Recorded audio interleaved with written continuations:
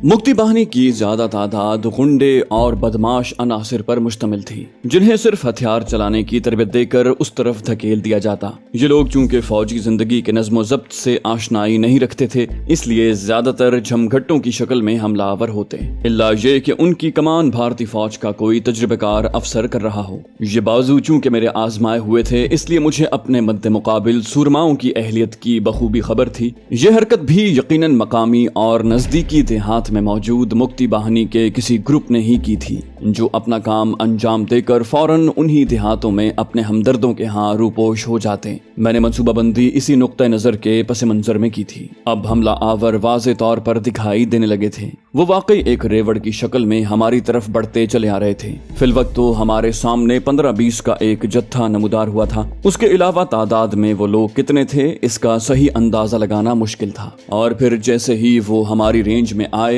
अचानक खिलाफे तवक्को मेरा शेर धाड़ता हुआ अपनी कछार से निकला और उसकी ऑटोमेटिक गन की लंबी सुर्ख जबान शोले उगलने लगी। मैंने भी किसी मामूल की तरह बरकी अमल के तहत 3 हैंड ग्रेनेड वक्फे वक्फे से उनकी तरफ लुढ़का दिए। तीनों बर वक्त उनके सरों पर फटे और एक एक करके वो बेबस कुत्तों की तरह मरने लगे। ग्रेनेड खत्म होते ही मैंने गन संभाल ली थी। जब उस जत्थे का सफाया हो चुका तो मैं अपने साथी की तरफ पलटा, जिसकी हल्की सी कराह मैंने अभी अभी सुनी थी। दूसरे ही लम्हे मुझे यूं महसूस हुआ जैसे किसी ने मेरे कलेजे में हाथ डाल दिया हो। उसके सीने में 5 नुमाया सुराख दिखाई दे रहे थे, जिससे बहते खून ने उसकी वर्दी रंगीन कर दी थी। असल में जोश गजब में इस शेरदिल लफ्टैन ने उठकर दुश्मन पर चार्ज किया था, जो जंगी हिकमत अमली के बिल्कुल खिलाफ बात थी। और किसी मरते हुए मुक्ति बाहिनी की स्टेन गन का पूरा ब्रस्ट उसके सीने को उछलनी कर गया था। मैंने उसे सहारा देकर जमीन पर लेटा दिया और चाहा कि उसकी फील्ड पट्टी खोलकर जख्मों पर फाहा रखूं,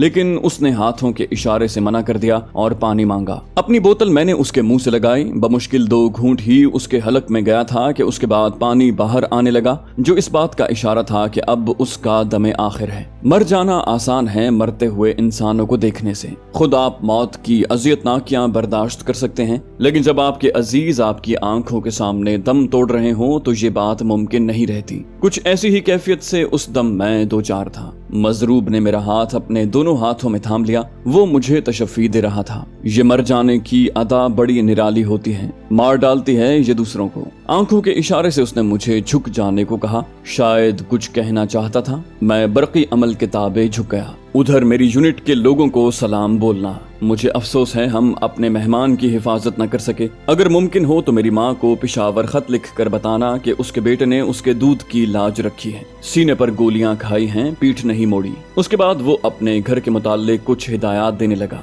उसका चेहरा पुरनूर था, पुरसुकून। तमानियत का एक समंदर वहाँ लहरें मार रहा था। वो इस तरह बातें कर रहा था जैसे किसी सफर पर जाने से पहले अपने घर वालों को हिदायत दे रहा हो। मैं पत्थर का बुत बना उस पर टिकटिकी जमाए घुटनों के बल झुका बैठा था। उसकी आवाज लड़खड़ाने लगी। उंगलियों की गिरफ्त मेरे हाथ पर कभी ढीली पड़ती, कभी सख्त हो जाती। संगी फी अमानिल्लाह, ये आखिरी फिक्रा था जो उसने मुझसे कहा। फिर वो कुरानी आयात की तिलावत करने लगा। उसकी आवाज आहिस्ता आहिस्ता बड़बड़ाहट में तब्दील हो रही थी। नब्ज डूब रही थी। मुझे होश आ गया। मैंने उसके हाथों को नरमी से अलग किया और आराम से उसके मुकद्दस पहलुओं में लिटा दिए। गाजी मर्द की आंखें मूंद चली थी। आखिरी मर्तबा उसने आंखें खोलकर मेरी समत देखा, मुस्कुराया, हिचकी ली और उसकी मुस्कुराहट अमर हो गई। उसकी आंखें अभी तक खुली हुई थी। मैंने मौत को बहुत करीब से देखा था। ऐसे बड़े नज़ारे किए थे, लेकिन उस लम्हे जब्त न कर सका। उस जवां मर्द की आखिरी अदा ने मुझे रुला दिया।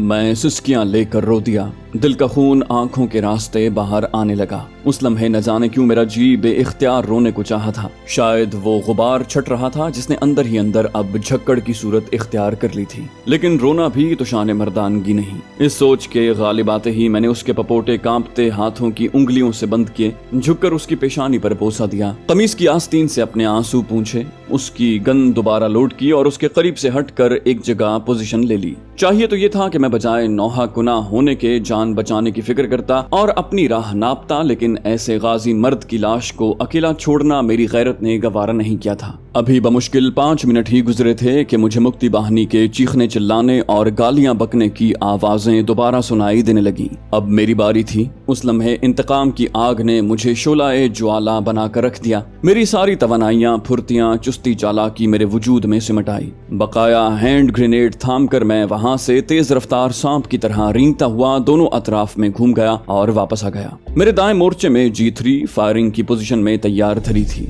बाएं हाथ में स्टेन गन और हाथों में ग्रेनेड। मेरी हिस्से समात पहले से कई गुना बढ़ गई थी। उनके बेहुदा नारों की आवाजों ने एक वाज़े समत इख्तियार कर ली। मैंने पंजों के बल उसी समत का रुख किया। सामने से कफ उड़ाते बलवाइयों का जत्था फसलों को रौंदता उस तरफ बड़ा चला रहा था। मैंने उसकी रेंज में आते ही हैंड ग्रेनेड उछाला जो उसके ऐन दरमियान फटा। उसके साथ ही मैं जस्त लगाकर दूसरी तरफ कूद गया। उस तरफ उन्होंने पसपाई इख्तियार की थी। दूसरे ही लम्हे दूसरा ग्रेनेड उन पर कयामत ढा गया। वो चीखते चिल्लाते यहाँ ढेर होने लगे। मैंने उनके मरने का नजारा नहीं किया और उसी पोजीशन में G3 के नजदीक पहुंच गया। शिकार अब उसी रुख पर आ रहा था। राइफल ने उन्हें चाटना शुरू कर दिया। गोलियां खत्म होते ही मैंने उससे नजात हासिल की और अपनी स्टेन गन उठाकर मुखालिफ समत का रुख किया। बात यह नहीं थी कि मैं कोई छल्लावा था जो उन्हें नजर नहीं आ रहा था या उन्होंने जवाबी फायरिंग नहीं की थी। उन्होंने मुझ पर गोलियों का मेह बरसा दिया था। कुछ रॉकेट भी मेरे दूर नजदीक फट रहे थे, लेकिन जो मेरी तरबियत का सदका था। मैंने इतनी तेजी से पैंतरे बदल बदल कर फायरिंग की थी कि वो लोग मेरी सही पोजीशन का अंदाजा ही नहीं लगा सकते थे।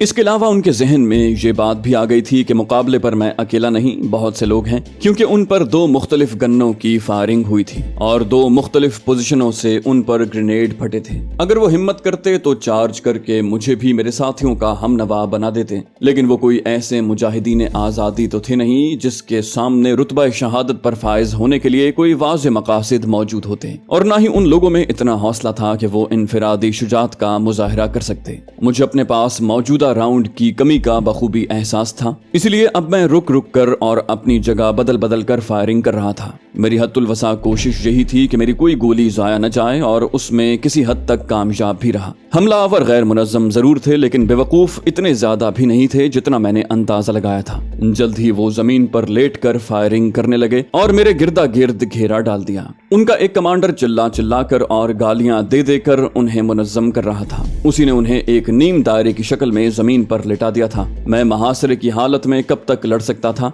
बिलाखिर गोलियां खत्म हो जाती और मैं उन मूजियों के हत्थे चढ़ जाता।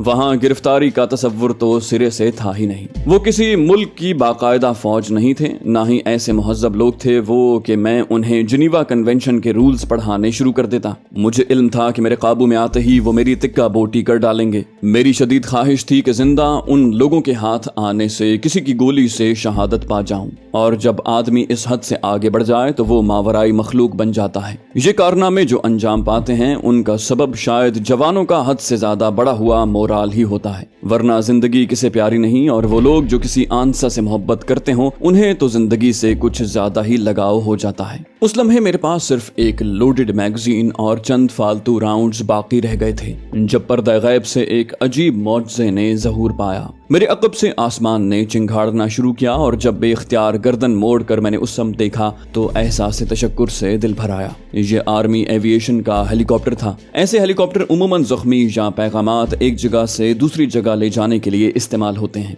मौजूदा संगीन हालात के पेश नजर ऐसे हेलीकॉप्टरों में गन्स नस्ब कर दी गई थी और ये एक तरह से रेस्क्यू ऑपरेशन भी अंजाम देते थे। पायलट ने शायद दूर ही से ये हंगामा देख लिया था। उसने फौरन पीछे पैगाम भेजा और वापस जाकर मदद लाने की बजाय पैगाम भेजने पर इक्तिफा किया और खुद मेरी अमली मदद को आ गया, जिसका अंदाजा मैंने इस तरह लगाया कि अब हेलीकॉप्टर ऊंचा उठकर गोलियों की रेंज से बाहर निकल गया था। घेरे में आए हुए साथी को बचाने के लिए ये इंतहाई दलेराना इकदाम था, क्योंकि इस तरह गनशिप हेलीकॉप्टर का मैदान जंग में कूद जाना बड़ा अजीब सा दिखाई देता है। मैंने भी इंतहाई खतरा मोल लेते हुए आसमान के रुख मखसूस अंदाज में फायर करते हुए उसे अपनी पोजीशन से आगाह किया, क्योंकि हमारे पास इसके अलावा राब्ते का और कोई जरिया मयसर नहीं था। उसके साथ ही अगर तेजी से छलांग लगाकर पोजीशन न बदल लेता तो हमला आवरों की गोलियां मुझे हड़प कर जाती। पायलट ने हेलीकॉप्टर के डिपर रोशन करते हुए मुझे कॉशन दिया कि उसने मेरा पैगाम वसूल कर लिया है। उसके साथ ही उसने अपने पहलू पर झुकते हुए यकदम नीम कलाबाजी खाई और तिरछा होकर एक दायरा बनाता मेरे गिरदा गिर्द घूम गया।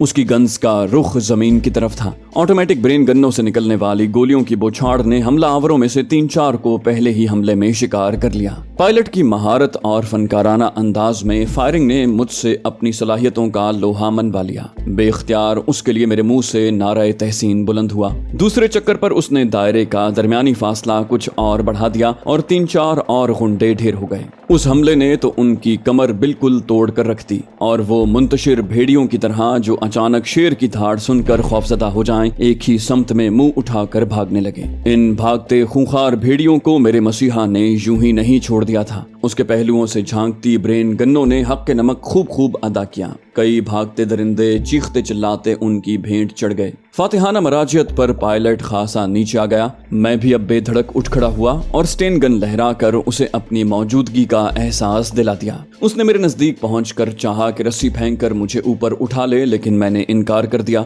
जब तक अपने साथी की लाश मैं न देख लेता, मेरे लिए उसे अकेला छोड़कर जाना नामुमकिन था। हेलीकॉप्टर ने दूर नजदीक का चक्कर लगाकर सूरत हाल का जायजा लिया और जब उसे यकीन आ गया कि अब मामला ठीक है तो अपनी मंजिल की समत चल दिया। दूसरी वजह शायद ये भी थी कि उसने मेरी मदद को आते कैनवॉय को भी देख लिया था। मुझे वो नौजवान कभी न मिल सका। उसे मिलने की शदीद ख्वाहिश का अलमिया उसकी शहादत की खबर सुनकर इख्तिताम को पहुंचा, क्योंकि अगले 7-8 रोज वो एक इंतहाई अहम मिशन अंजाम देते हुए अपनी मुराद को पहुंचा। एक हसरत सी आज तक दिल में अंगड़ाइयां ले रही है कि काश मैं अपने मोहसिन का शुक्रिया ही अदा कर सकता। थोड़ी ही देर के बाद वो आ गए। जवानों से मुसल्ला 2 ट्रक हमारी मदद को आ गए थे। उन्होंने चंद मिनट बाद ही हमारे आखिरी शहीद का जस्द खाकी भी ढूंढ निकाला। वो सब मर्तबा शहादत पर सरफराज थे और मैं फिर बच निकला था। इन हालात में मरने वालों पर रश्क आया करता है। हमने दुखी दिल से उनकी लाशें उठाईं और गमजदा हेडक्वार्टर की तरफ चल दिए। शहीदों की कंपनी के जवानों को पहले ही से उनकी शहादत की खबर हो गई थी।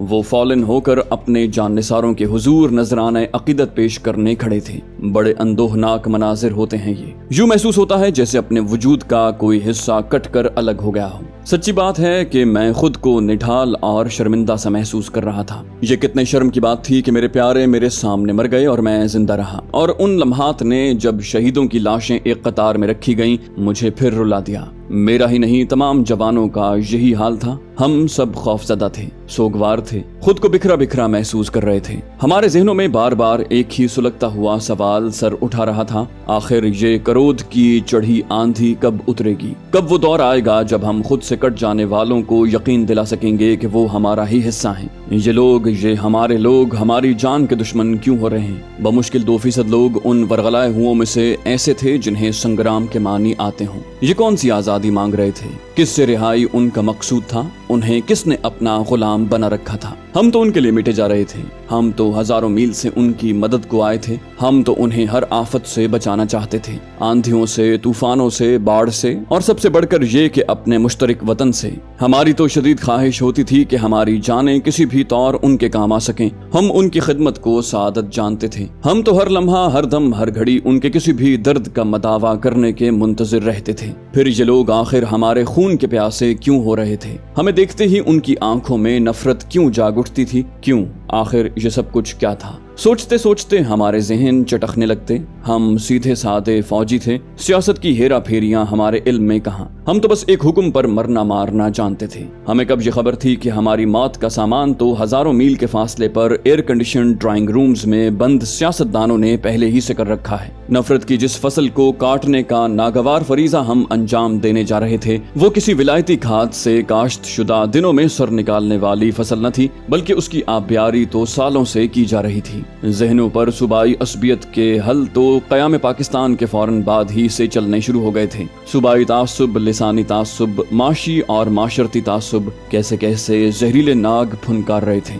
भोले भाले सीधे सादे मांझियों के दिलो दिमाग में तुम्हें लूटा जा रहा है, खाया जा रहा है। तुम जो तख्लीकार हो, तुम जो अपने खून पसीने से सुनहरे रेशे को जन्म दे रहे हो, तुम्हारी जांफशानियों का समर तुम तक कभी नहीं पहुंच पाएगा, कभी नहीं, जब तक कि तुम खुद आगे बढ़कर अपना हक न छीन लो। कैसे कैसे हलाकत आफरी नजरिए थे जो एक लंबे अरसे से उनके मासूम अजहान में ठूंसे जा रहे थे। ये जहर अब एक नस्ल से दूसरी नस्ल को मुंतकिल हो चुका था। वो बदकिस्मत नस्ल जिसकी आंख ही मुतासिब माहौल में खुली, जो असबियत की जहरनाक फजाओं में पली बढ़ी, जिसके रुएं रुएं में इंतकाम की चिंगारियां सुलगाई गईं। वो हमारे खून की प्यासी क्यों ना होती, वो हमारा वजूद यहाँ अपनी धरती पर क्यों कर बर्दाश्त करती। खुदाया क्या अंधेर मच रहा था। अश्क नदामत से लबरेज आंखें, एहसास जिल्लत से पशेमान पेशानियां बारगाह इज़्दी में झुक झुक जाती, लेकिन सजदे बारयाब न हुए। मशीयत इलाही ने हमसे गोया रुख मोड़ लिया था। शायद इसकी वजह यह हो कि अब हम पर हद नाफिज हो चुकी थी। आमाल रंग ला चुके थे। कातिब तकदीर का कलम अपना फैसला लिख चुका था। फिर किसकी मजाल थी कि उसके लिखे फैसले के सामने दम मार सके। छावनी के कब्रिस्तान ही में शहीदों की तदफीन हुई। तदफीन तक मैं उनके साथ रहा। आखिर दम तक साथ निभाना हमारी आदत जो बन चुकी थी। रिपोर्ट दाखिल करने में 3-4 घंटे लग गए। शाम तक फरागत नसीब हुई। अपने कमरे में पहुंचा तो एक साहब यहाँ मेरे मुंतजिर थे। ये मेरे सर थे। उन्होंने अपने मखसूस अंदाज में मेरी जानिब घूमते हुए कहा, हेलो बॉय, कैसे हो? Fine sir. और मैं क्या कहता। मेरे जज्बात एक आलम की नजरों से ओझल रह सकते थे, लेकिन ये मुमकिन नहीं था कि मैं अपने सर से अपनी जज्बाती या जहनी हालत छुपा लूं। उन्होंने चंद मिनट में ही मेरे अंदर होने वाली टूट फूट की शिद्दत का अंदाजा कर लिया था। देखो यंग मैन, पहला उसूल तो ये याद रखो कि फौजी सोचा नहीं करते, अमल करते हैं। अमल इशारा मिलने पर बर्क की तरह अमल पैरा होते हैं। सोचें जहन पर गिरफ्त कर लें तो आदमी कन्नौती होकर रह जाता है। मुख्तलिफ धारे समंदर की लहरों की तरह उसके जहन की कश्ती को मुख्तलिफ समतों में बहाए ले जाते हैं। तब बंदे की अपनी कोई हैसियत बाकी नहीं रहती। इसलिए मेरे दोस्त, ज्यादा सोचा न करो। जो होता है वो बहरहाल होकर रहेगा। हमारे बस में होनी को रोकने के लिए जो कुछ है वो कर गुजरेंगे। तुम्हारा ताल्लुक एक नजरियाती मुल्क की फौज से है। हम लोग अपने नजरिए के तहफ्फुज के लिए लड़ते हैं, नताइज से बेपरवाह होकर। मेरे सर बोलते रहे, मैं सर झुकाए सुनता रहा। मैं उनसे ये तो नहीं कह सकता था कि हुजूर वाला आपकी तरह मेरी आधी उम्र मैदान कारजार और छावनियों में नहीं गुजरी। मैं तो आम सा पाकिस्तानी मुहिब्बे वतन नौजवान हूँ, जिसकी खानदानी रिवायात उसे फौज तक ले आई, और उस दौर में जो सर्द जंग के उरूज का दौर था, उसकी ट्रेनिंग मुकम्मल होते ही उसे मैदान कारजार की तरफ धकेल दिया गया। मैं शाहीन का वो बच्चा था जिसके बालों पर घोंसले में नहीं बल्कि कांटेदार झाड़ियों में उगे थे, और जो नमू पाते ही मैदान अमल में कूद गया था। बदकिस्मती से मैं कभी मुकम्मल फौजी न बन सका। मैं भी आम इंसानों की तरह सोचता था। मेरा दिल भी दुख पर कुड़ता, सुख पर खुश होता था। हालात मुझ पर भी इसी तरह असरअंदाज होते थे जैसे एक आम पाकिस्तानी पर। वक्त ने, हालात ने और सबसे बढ़कर ये कि तरबियत ने मुझे पत्थर की चट्टान जरूर बना दिया था, लेकिन ऐसे चट्टान जिस पर मौसमों की सख्तियां बहर तौर असरअंदाज होती थी। हादसात की तुंद लहरों ने उस पर काई सी जमा दी थी। ये बड़ा अंदोहनाक सानेहा था, लेकिन इससे फरार की राह नसीब नहीं थी। जिस लम्हे मेरे सर मुझे सब्र की तलकीन कर रहे थे, मुझे बखूबी अंदाजा था कि उनके दिलो दिमाग की हालत क्या हो रही है।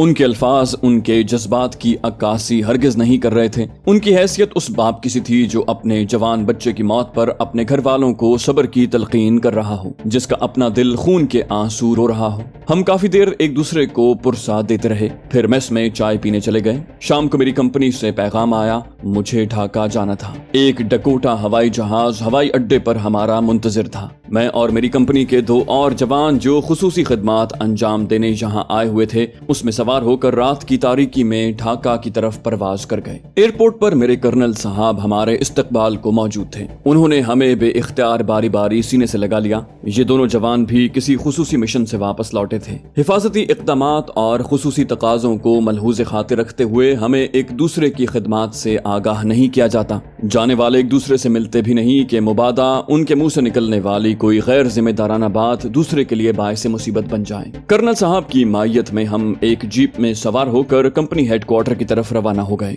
जीप की हिफाजत के लिए एक ट्रक आगे और एक पीछे जा रहा था। उसके बावजूद इस बात की कोई जमानत नहीं थी कि हमारा सफर महफूज रहेगा। मेस के दरवाजे पर हमारा इस्तकबाल दूसरे साथियों ने किया जो बेचैनी से हमारी आमद के मुंतजिर थे। हस्बे तवक्को उनमें से कुछ चेहरे गायब थे। ये वो लोग थे जिन्हें मनसबे शहादत पर सरफराजी नसीब हो चुकी थी। वो हंसते खेलते रुखसत हुए और शहर खमोशां के मकीन बनकर अब उसी छावनी की हुदूद में मीठी नींद सो रहे थे। सबसे पहले हम उनकी लहद पर पहुंचे। फातिहा को हाथ उठे तो उनके सोहने सजीले चेहरे आंखों में हिलकोरे लेने लगे। आंखें बेइख्तियार उनके हुजूर आंसुओं का नजराना पेश करने लगी। कमरे में पहुंचा तो खतूत का एक पलंदा मेरा मुंतजिर था। ये माँ के खतूत थे, वालिद के खतूत थे, अपने प्यारों के खतूत। उन्हें मगरबी पाकिस्तान में अखबारात के जरिए अजीब अजीब परेशान कुन खबरें पढ़ने को मिलती थीं। वो सब परेशान थे, सब दुआगो थे। उन्होंने लिखा था उनकी भूख प्यास उड़ गई है। वो सोते जागते अपनी सुनार धरती के सपने देखते हैं। उन्होंने मुझसे इल्तिजाएं की थी कि मैं उनकी लाज रखूं, दुश्मन को कुचल कर रख दूं। वो चाहते थे कि मुल्क की सालमियत के खिलाफ उठने वाले हाथों को काट कर फेंक दूं, मैली नजरों से देखने वाली आंखें हलकों से निकाल कर बाहर फेंकूं। कितने भोले लोग थे ये, कितने मासूम लोग थे। उफ मेरे खुदा, मैं उन्हें क्या लिखता। तसल्लियों के फाहे उनकी रूहों के गहरे घाव पर कब तक रखता। कभी कभी तो जी चाहता इस मुनाफिकत को जहन्नम वासिल करके साफ साफ उनसे कह दूं कि जो कुछ तुम सुन रहे हो, जान रहे हो, वो तो उसका उश्र अशीर भी नहीं जो यहाँ रूनुमा हो रहा है। लेकिन मैं ये सब कुछ नहीं लिख पाया। हम अपने प्यारों को तसल्लियां ही देते रहे और वो लुट गए। मुस्तकबिल के मौरिख का कलम जब हमारे किरदार के इस पहलू पर उठेगा तो खुदा जाने वो हमारे इस फेल को अच्छाई से तशबीह देगा या बुराई से। यकीनन उसके लिए बड़ा तकलीफ दे होगा।